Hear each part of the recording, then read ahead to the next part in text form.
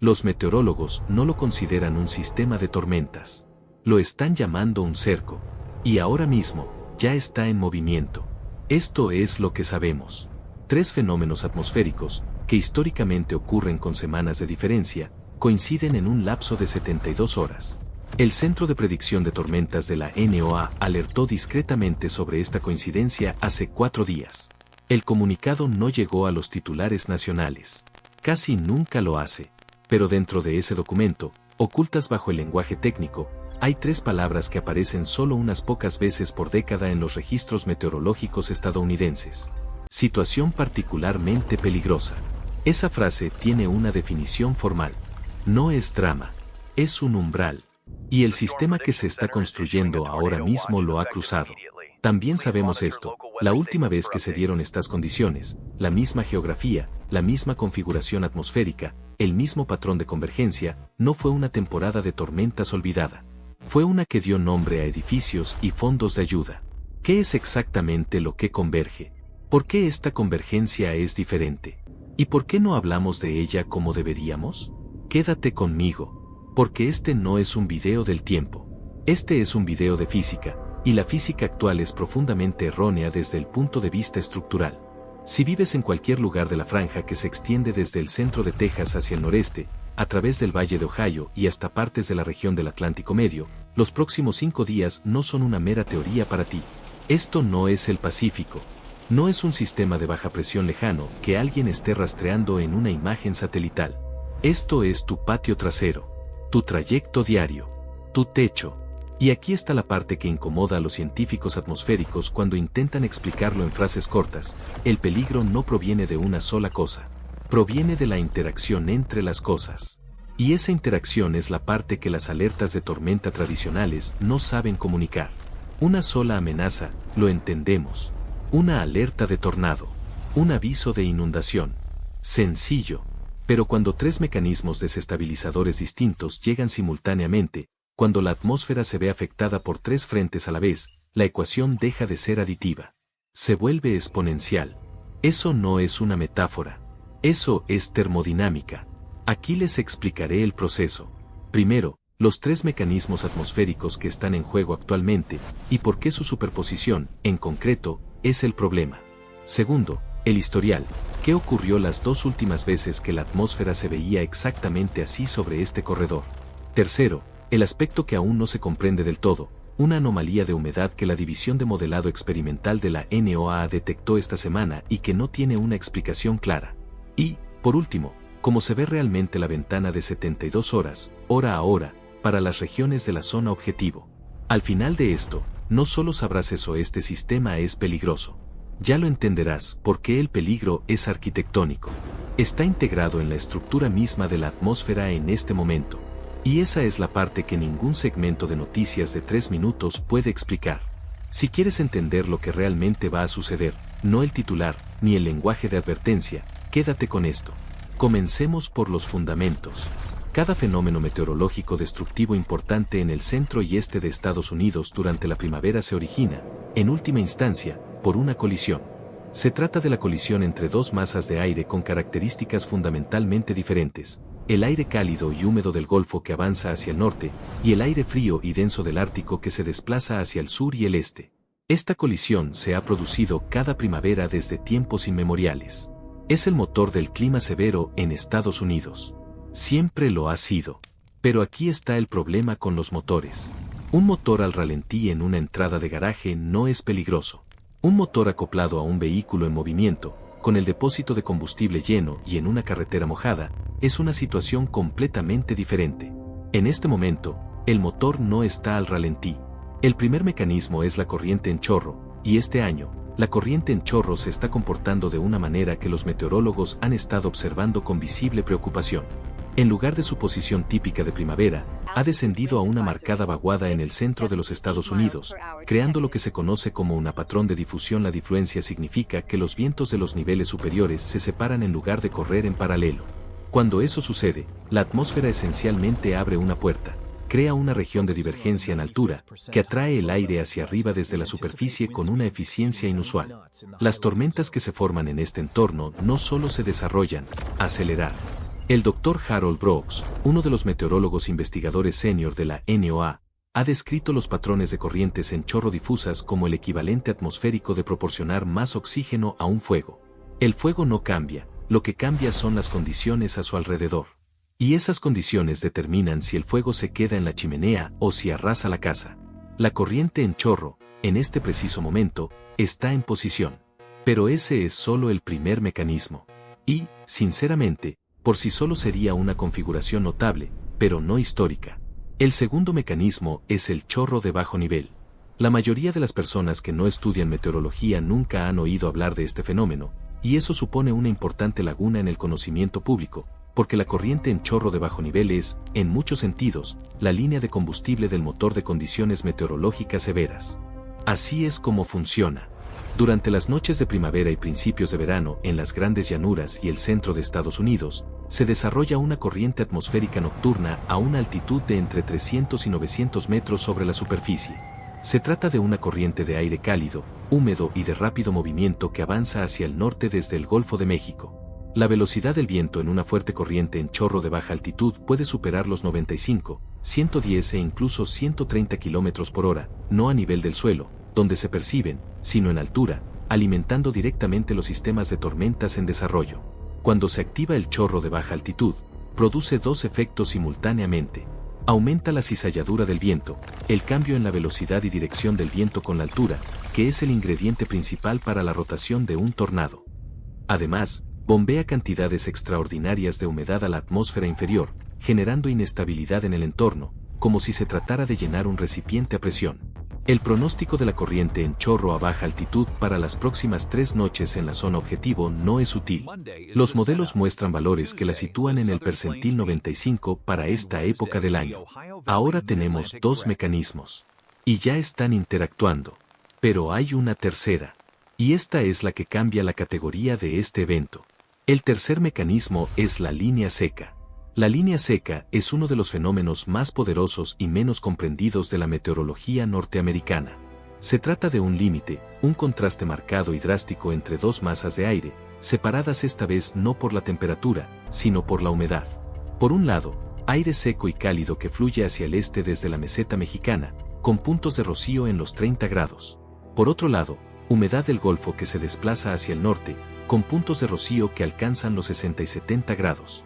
Este contraste puede darse en una distancia de menos de 32 kilómetros. Cuando las tormentas eléctricas se originan a lo largo de una línea seca, no se manifiestan gradualmente. Explotan. El gradiente de inestabilidad es tan pronunciado, la fuerza impulsora tan intensa, que las células pueden pasar de ser inexistentes a severas en menos de 30 minutos. Esta semana, la línea seca no se encuentra tranquila sobre el oeste de Texas, donde suele permanecer la mayor parte del tiempo. Ha avanzado rápidamente hacia el este y, para el martes por la noche, se ubicará sobre el corredor de la enero de 35, desde Oklahoma City hacia el sur hasta San Antonio. Esta no es su posición habitual. Se trata de un avance anómalamente rápido hacia el este, que sitúa la línea seca directamente sobre uno de los corredores más densamente poblados del centro de Estados Unidos. 3 mecanismos. Difluencia de la corriente en chorro. Chorro de bajo nivel en el percentil 95. Una línea seca posicionada agresivamente sobre los principales centros de población. Ahora, espera un momento, porque hay algo más, algo que no aparecía en las simulaciones originales de hace 4 días, algo que el Centro de Predicción Meteorológica de la NOAA solo detectó en las últimas 48 horas, y que cambia el cálculo de riesgos de una manera que el marco estándar de predicción de fenómenos meteorológicos severos no tiene plenamente en cuenta.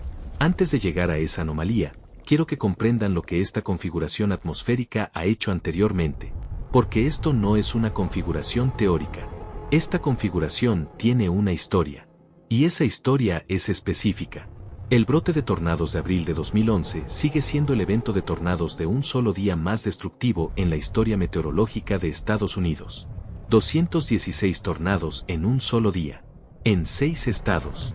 321 personas murieron. El corredor de daños se extendió desde Mississippi hasta Virginia. No les estoy diciendo que nos enfrentemos a una repetición de lo ocurrido el 27 de abril de 2011. Lo que les estoy diciendo es lo siguiente: los datos de sondeo atmosférico del día anterior a ese brote, el perfil vertical de la atmósfera sobre Alabama y Tennessee la noche del 26 de abril, muestran una notable similitud estructural con lo que los modelos están prediciendo para la noche del martes en las grandes llanuras del sur y el valle inferior del Mississippi. Extraordinario es una palabra que los científicos usan con cuidado. La usaron por escrito. Se puede encontrar en el análisis posterior al evento publicado por la Sociedad Meteorológica Estadounidense en 2012. La frase utilizada en ese documento es, cito, un entorno con un potencial extraordinario para la formación de tornados. El segundo paralelismo histórico es menos conocido, pero en cierto modo resulta más instructivo. 4 de mayo de 2003. El mayor brote de tornados jamás registrado en términos de número total de tornados. 401 tornados confirmados en 19 estados durante un periodo de 3 días. A diferencia del brote de 2011, que concentró su furia en un único y catastrófico lapso de 18 horas, el brote de 2003 fue un ataque sostenido y prolongado durante varios días en la misma zona geográfica. ¿Qué factores influyeron en ello? Una vaguada persistente y anómala en niveles altos. Un chorro de baja presión agresivo que se activaba noche tras noche. Y una línea seca que se negaba a retroceder hacia el oeste como suele hacerlo. ¿Te suena familiar? El evento de 2003 causó la muerte de 51 personas durante el periodo que duró. Generó tornados de largo recorrido de la clase Jarrell que arrasan barrios enteros, no solo los tejados de las casas. Y no se manifestó de forma dramática el primer día. El primer día fue un día de tiempo severo significativo. El segundo día fue peor. El tercer día, cuando el cansancio se apoderó de la gente y dejaron de mirar al cielo, fue el más mortífero. Los meteorólogos llaman a esto el problema de eventos compuestos. Cuando se suceden varios días de clima severo, la vigilancia pública disminuye.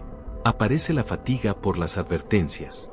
La respuesta conductual se debilita justo cuando la amenaza física se intensifica. Esa estructura de 3 días es precisamente lo que muestran los modelos para esta semana. El lunes es un día de preparación. El martes es el día con mayor probabilidad de mal tiempo en las grandes llanuras del sur. El miércoles, y este es el aspecto que realmente se subestima en la cobertura mediática actual, podría ser el día más peligroso de los 3 para el Valle de Ohio y la región del Atlántico Medio. Para el miércoles, es probable que la población sienta que lo peor ya ha pasado. No lo hará. Pero esto es lo que ninguna de esas comparaciones históricas tiene en cuenta. La anomalía. El modelo experimental de conjunto de alta resolución de la NOAA, no los modelos operativos estándar, sino el conjunto experimental que funciona al doble de resolución, señaló algo en el campo de humedad el domingo por la noche que los principales pronosticadores describieron en su discusión interna como fuera de las normas climatológicas para esta configuración. Tiene que ver con de dónde proviene la humedad del Golfo, no con la cantidad que hay. De dónde proviene ha sido, y lo que ha ido adquiriendo en el camino. Si los modelos son correctos, esto implica que los valores de inestabilidad que probablemente observemos el martes por la tarde no solo serán altos, sino que podrían alcanzar niveles que la meteorología estadounidense solo ha documentado en contadas ocasiones en los registros modernos. Hablemos de la humedad. No en abstracto, no como una variable de fondo en el análisis de pronósticos de otra persona. Hablemos de ello como lo experimenta realmente la atmósfera, como energía, como calor almacenado, como el combustible invisible que determina si una tormenta eléctrica alcanza su máxima altura a 30.000 pies y descarga lluvia sobre el parabrisas, o si alcanza los 55.000 pies y genera una rotación de media milla de ancho en el suelo. La medida técnica que utilizan los meteorólogos se llama CAPE, energía potencial convectiva disponible. En términos sencillos, es una medida de la energía que la atmósfera tiene disponible para acelerar el aire hacia arriba dentro de una tormenta en desarrollo. Cuanto mayor sea el valor de CAPE, más violenta y rápidamente puede crecer una tormenta. Imagínelo como la diferencia entre una fogata y un alto horno. Ambos son fuego, pero la física de sus efectos no es comparable en absoluto. En un día típico de tormenta severa en las grandes llanuras del sur, los valores de CAPE pueden oscilar entre 2.000 y 3.500 julios por kilogramo. Esto ya representa un entorno peligroso. El brote de 2011, en su zona central sobre Alabama, alcanzó un pico de entre 4.000 y 4.500 julios por kilogramo en el entorno previo a la tormenta. En aquel momento, estos valores se consideraron excepcionales. El conjunto experimental de la NOAA está determinando actualmente los valores de CAPE para la tarde del martes en partes de Oklahoma, Arkansas y Missouri, en el rango de 5.000 a 6.000 julios por kilogramo. Léelo de nuevo. De 5.000 a 6.000. Los modelos operativos, los que generan los pronósticos públicos, muestran entre 3.800 y 4.500 en la misma región. Esta cifra ya es históricamente significativa. Sin embargo, el conjunto de modelos experimentales, que se ejecuta con mayor resolución y una parametrización más sofisticada de la capa límite, produce sistemáticamente valores entre un 20 y un 35% superiores a los de los modelos operativos. Cuando existe ese tipo de diferencia entre los modelos operativos y experimentales, los meteorólogos tienen un protocolo. No los promedian. No dividen la diferencia y dan por terminado el asunto. Investigan la fuente de la discrepancia, porque esa discrepancia es en sí misma una señal. Algo en la configuración física se está comportando al límite de lo que los modelos estándar fueron calibrados para representar. En este caso, la fuente de la discrepancia es el origen de la humedad. Esto es lo que identificó el domingo por la noche el equipo de análisis de vapor de agua de la NOAA. El Golfo de México ha experimentado una primavera inusualmente cálida. Las temperaturas de la superficie del mar en el noroeste del Golfo, la región fuente de humedad para prácticamente todos los brotes de clima severo importantes en las grandes llanuras del sur, están entre 1,8 y 2,3 grados Celsius por encima del promedio climatológico de 1991 a 2020. Eso no suena dramático hasta que se entiende lo que la temperatura de la superficie del mar afecta al contenido de humedad del aire que se encuentra por encima de ella. Por cada grado Celsius de aumento de temperatura en la superficie del océano, la atmósfera inferior puede contener aproximadamente un 7% más de vapor de agua. Esto es termodinámica básica de Clausius-Clapeyron. No se discute. No es un debate climático. Es física que se comprende desde hace más de 150 años. 2,3 grados por encima del promedio. Hagan los cálculos. La masa de aire que ha estado sobre el noroeste del Golfo durante las últimas 2 semanas ha tenido la capacidad de absorber aproximadamente entre un 15 y un 16% más de humedad que la que transportaría una masa de aire equivalente en una primavera promedio. Esa masa de aire se está desplazando ahora hacia el norte. Es la misma masa de aire que alimentará el entorno de tormenta del martes. Y transporta un 15% más de combustible del que los modelos de pronóstico, basados en datos climatológicos anteriores a la anomalía de la temperatura de la superficie del mar de esta primavera, estaban originalmente calibrados para tener en cuenta. Por eso, el conjunto de datos experimentales de alta resolución se desvía de los modelos operativos. Está determinando el contenido de humedad con mayor precisión, pero la cifra que alcanzan no es del todo satisfactoria. Un meteorólogo investigador de la Escuela de Meteorología de la Universidad de Oklahoma, que habló sin atribución en calidad profesional, sino en un seminario público el jueves pasado que fue grabado y publicado, describió el perfil de humedad de cara a esta semana como, y cito textualmente aquí, el entorno previo al brote con la carga más anómala que he visto personalmente en 22 años de estudio de este corredor. 22 años. No es una cifra que alguien mencione casualmente. Es alguien que está haciendo los cálculos en tiempo real y llega a una conclusión que le sorprende. Ahora seamos específicos. Porque una alarma generalizada sin una cronología no es más que ruido. Lo que se necesita es la secuencia. La forma exacta en que se desarrolla la situación. El lunes será un día propicio para la formación de tormentas. En las grandes llanuras del sur, las temperaturas superficiales alcanzarán los 25 a 28 grados Celsius. La línea seca se asentará en el oeste de Oklahoma y el Panhandle de Texas. Se esperan tormentas el lunes, supercélulas aisladas, la posibilidad de 1 o 2 tornados y granizo que podría causar daños en algunas zonas. El Centro de Predicción de Tormentas probablemente emitirá una alerta de riesgo leve a elevado. Para la mayoría de las personas que sigan las noticias locales, el lunes se percibirá como un día de tiempo severo significativo, pero manejable. Ese planteamiento resultará engañoso. El lunes no es el evento en sí. El lunes es la atmósfera que se crea a su alrededor. El martes es cuando se abren las puertas. Los tornados de baja altitud se produjeron el martes por la noche, entre la tarde y la noche, lo que representa el peor momento posible. Esto es importante. Los tornados que alcanzan su máxima intensidad durante el día permiten observar su rotación y confirmar visualmente el peligro. La gente puede refugiarse. Los tornados que alcanzan su máxima intensidad después del atardecer, entre las 6 y las 11 de la noche, hora local, ocurren en la oscuridad. Los tornados confirmados por radar son invisibles a simple vista. La gente oye las sirenas, mira afuera, no ve nada inusual y, a veces, toma la decisión equivocada. El periodo principal de tiempo severo del martes en Oklahoma, Kansas y los Ozarks de Missouri se extiende aproximadamente desde las 4 de la tarde hasta la medianoche, hora local. Una parte importante de ese periodo transcurrirá después del anochecer.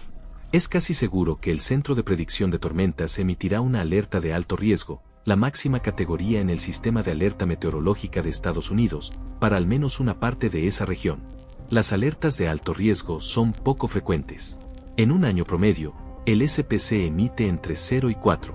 Hasta ahora, en 2026, solo ha emitido una. El martes podría ser la segunda.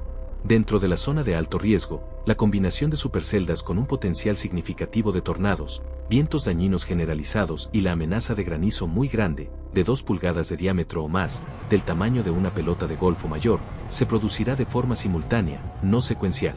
Esta es la naturaleza compuesta del fenómeno. No se trata de un día de tornados con algo de granizo. Todos los peligros meteorológicos severos estarán activos con máxima intensidad al mismo tiempo.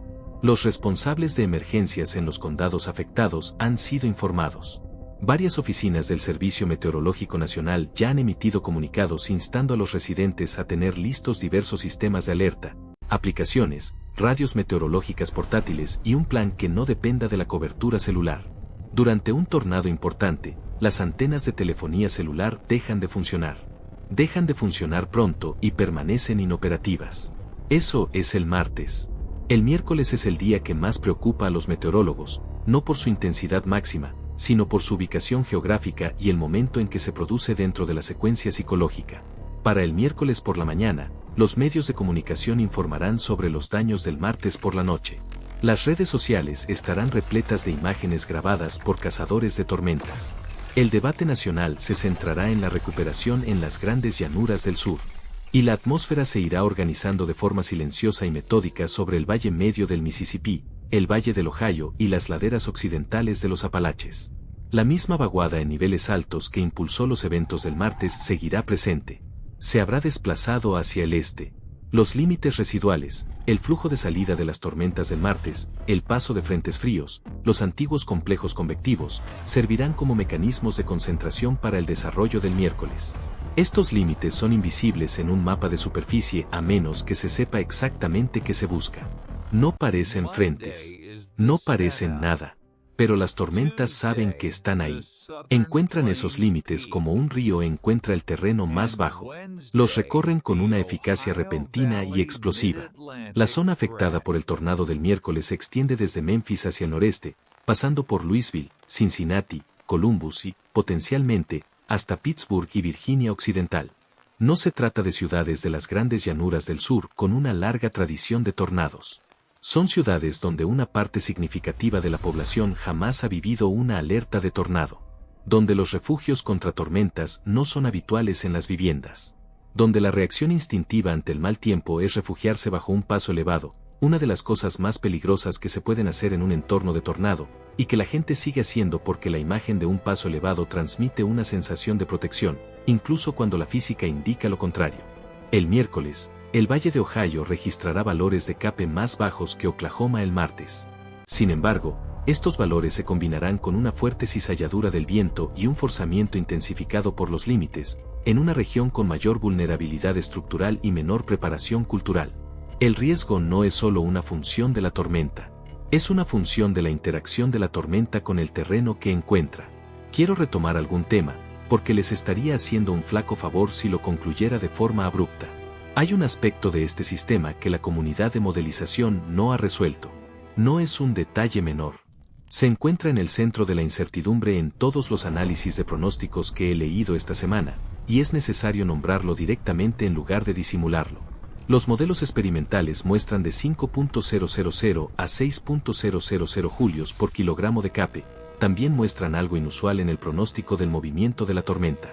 Los odógrafos para la noche del martes, que son los diagramas técnicos que representan cómo la velocidad y la dirección del viento cambian con la altura y que determinan cómo se moverán y rotarán las células de tormenta, muestran una configuración que los investigadores describen como muy curvado.